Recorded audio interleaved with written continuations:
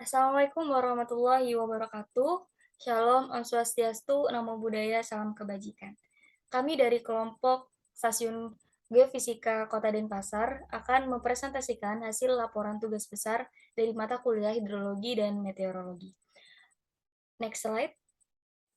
Adapun kelompok kami yang pertama ada Iputu Krisna Adiputra dengan NIM 104221014 dan saya sendiri Sofia Zara Setiawan dengan NIM 104221015 dan yang terakhir ada Nimade Pravda Cayaning Devi dengan NIM 104221025. Dan mungkin untuk pembahasan selanjutnya akan dilanjutkan oleh rekan saya. Pertama, gambaran wilayah. Bali merupakan salah satu provinsi di Indonesia yang terletak di sebelah barat Kepulauan Nusa Tenggara atau KNT. Ibu kota provinsi ini yaitu Kota Denpasar yang terletak di bagian selatan pulau. Menurut Badan Statistik, daerah Bali, secara geografis Bali terletak di 8 derajat 25,23 lintang selatan dan 115 derajat 14,55 bujur timur. Nah, adapun perbatasan Provinsi Bali yang itu Jawa Timur yang terletak di sebelah barat pulau, Nusa Tenggara Barat yang terletak di sebelah timur pulau, Laut Bali yang terletak di utara pulau, serta Samudra Hindia yang terletak di sebelah selatan pulau. Nah, Pulau Bali sendiri memiliki total luas wilayah sebesar 5,7 km persegi dengan jumlah penduduk sebesar 4,3 juta jiwa. Nah, yang pertama, kategori pola hujan. Bali secara umum beriklim laut tropis yang dipengaruhi oleh angin musim.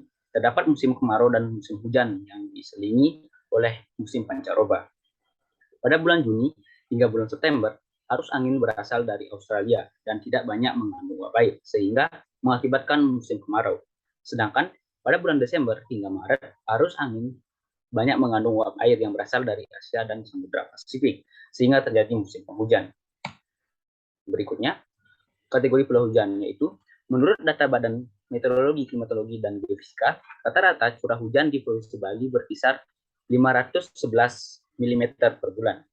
Puncak hujan di Provinsi Bali pada contoh tahun 2020, tahun 2021 terjadi pada bulan Februari. Berikutnya, itu faktor yang mempengaruhi. Faktor atau fenomena yang mempengaruhi iklim dan musim di Indonesia adalah El Nino dan La Nina, serta Indian Ocean Dipole atau IOD, sirkulasi muson Asia-Australia, serta daerah-daerah pertemuan angin antar tropis dan suhu permukaan laut.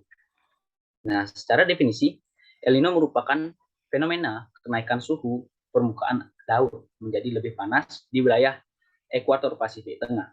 El Nino berpengaruh pada kekurangannya curah hujan yang ada di Indonesia, khususnya di Pulau Bali. Nah, yang kedua, La Nina dan IOD. La Nina merupakan penurunan suhu permukaan laut menjadi lebih dingin, sedangkan Indian Ocean Dipole atau IOD merupakan fenomena perbedaan suhu permukaan laut di Samudra Hindia. Jika nilai IOD positif, maka curah hujan yang di bagian barat Indonesia akan berkurang, sedangkan jika nilai IOD itu sendiri negatif, maka curah hujan di bagian barat Indonesia akan meningkat. Nah, mungkin untuk pembahasan selanjutnya dapat dilanjutkan oleh teman saya.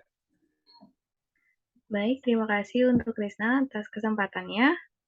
Sekarang adalah data pengamatan, yang dimana dari data pengamatan yang diambil di BMKG dan pada Stasiun Geofisika Denpasar, kita mengambil beberapa parameter, yaitu ada temperatur minimum, yaitu Tn, Tx adalah temperatur maksimum, TAVG adalah temperatur rata-rata, RH AVG kelembapan rata-rata, RR yang artinya adalah curah hujan dalam satuan milimeter, lalu ada SS lamanya penyinaran matahari dalam satuan jam, lalu ada FF underscore X di mana adalah kecepatan angin maksimum, triple D underscore X yaitu arah angin saat kecepatan maksimum, FF underscore AVG yaitu kecepatan angin rata-rata, dan terakhir adalah triple D underscore car adalah arah angin terbanyak. Ini mana data yang terlampirkan pada slide ini sudah dirata-ratakan per harinya, ini mana sebanyak 30 sampai 31 hari. Lalu selanjutnya untuk grafik dibedakan pada musim kering dan musim hujan, ini mana musim kering itu berlangsung pada bulan Mei sampai bulan Juni, dan pada musim basah berlangsung pada bulan September hingga Oktober. Pada musim kering, pada grafik di musim kering, itu Tx atau temperatur maksimum adanya perubahan dan parameter lainnya tidak adanya perubahan secara signifikan. Nah, kemungkinan untuk perubahan tersebut akan berdampak pada curah hujan. Tapi itu akan dibahas nantinya. Selanjutnya ada grafik musim basah, di mana pada musim basah perbedaannya itu terletak pada curah hujan, namun tidak terlalu berbeda jauh, dan berbeda lagi pada arah angin saat kecepatan maksimum. Lalu lanjut pada pembahasan.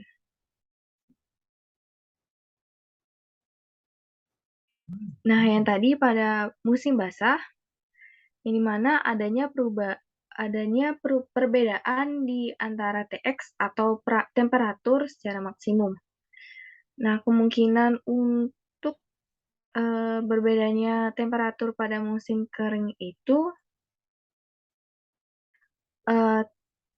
apabila suhu yang panas atau tinggi itu akan menyebabkan hujan turun ataupun evaporasi pada air. Namun pada musim kering tentunya curah hujan tersebut menurun atau tidak sama pada curah hujan pada musim basah atau musim hujan.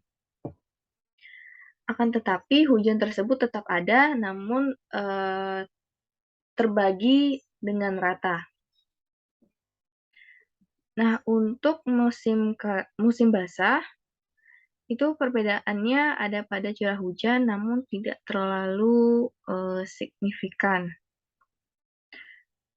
Nah, mungkin karena pada bulan September curah hujannya lebih turun daripada bulan Oktober, ada kemungkinan bahwa bulan September itu masih menjadi awal dari musim hujan atau musim basah, sehingga curah hujan pada bulan September tidak terlalu besar daripada bulan Oktober. Lalu, mungkin saja adanya perubahan pada jadwal atau waktu musim tersebut terjadi. Nah, apabila hal itu terjadi, kemungkinan saja musim hujan tersebut akan lebih panjang di bulan September, dan pada musim kering nanti atau musim kemarau itu akan berubah di tahun ke depannya. Lalu untuk selanjutnya,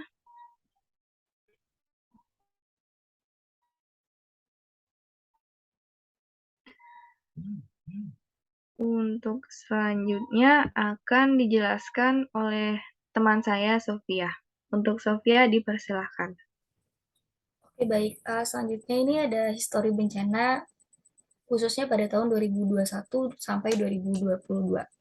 Jadi di sepanjang tahun 2021 atau hingga Oktober kemarin pada tahun 2021 terdapat 376 kejadian bencana, mulai dari angin kencang, pohon tumbang, banjir, dan lain sebagainya. Nah, dari semua bencana alam yang terjadi ini didominasi oleh tanah longsor, di mana 267 dari 376 ini adalah peristiwa tanah longsor. Selain itu, dari 716 desa yang ada di Bali, sekitar 120 desa tersebut masuk ke dalam zona merah, di mana zona merah ini adalah wilayah yang sangat berpotensi rawan bencana. Namun, potensi bencana tersebut ini tidak hanya karena cuaca yang ekstrim, tetapi juga dapat berpotensi gempa dan juga tsunami.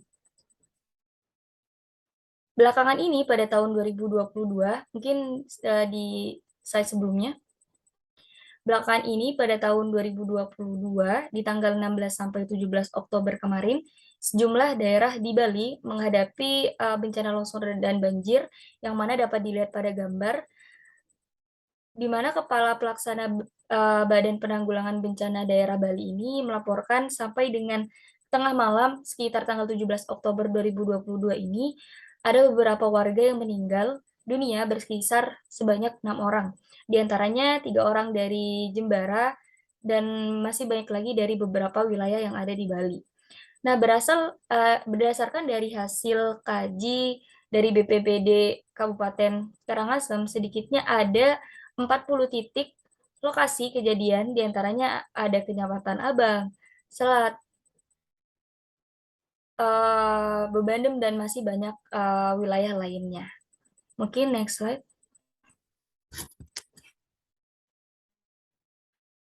Kemudian ada potensi bencana di tahun 2022 hingga 2023. Pada tahun 2022 dan 2023 di Provinsi Bali ini mempunyai beberapa potensi bencana ya, apalagi terkait bencana yang sudah terjadi kemarin di Kabupaten Jemberana. Nah, bencana ini akan tetap berjalan hingga awal tahun depan, tepatnya pada bulan Februari 2023. Nah, bencana banjir hingga tanah longsor ini akan berpotensi lebih parah daripada yang sebelumnya, dikarenakan faktor cuaca, kondisi tanahnya, dan juga beberapa infrastruktur yang masih belum ada pencegahan untuk bencana alam, gitu. Nah, menurut Kepala BPBD Kabupaten Jemberana ini, salah satu penyebab dari bencana alam terjadi ini, yang pertama karena adanya saluran gorong-gorong yang masih sempit dan tidak berfungsi secara normal, sehingga air itu akan meluap ke jalanan sehingga dapat membuat aktivitas lalu lintas ini terganggu gitu. Dan ada juga beberapa penyebab lainnya seperti banyak ya lahan persawahan yang beralih fungsi menjadi perumahan sehingga daerah resapan airnya semakin sedikit atau sangat minim. Mungkin itu saja yang dapat kelompok kami sampaikan. Maaf apabila ada salah kata dari kami, kurang lebihnya mohon maaf. Wassalamualaikum warahmatullahi wabarakatuh.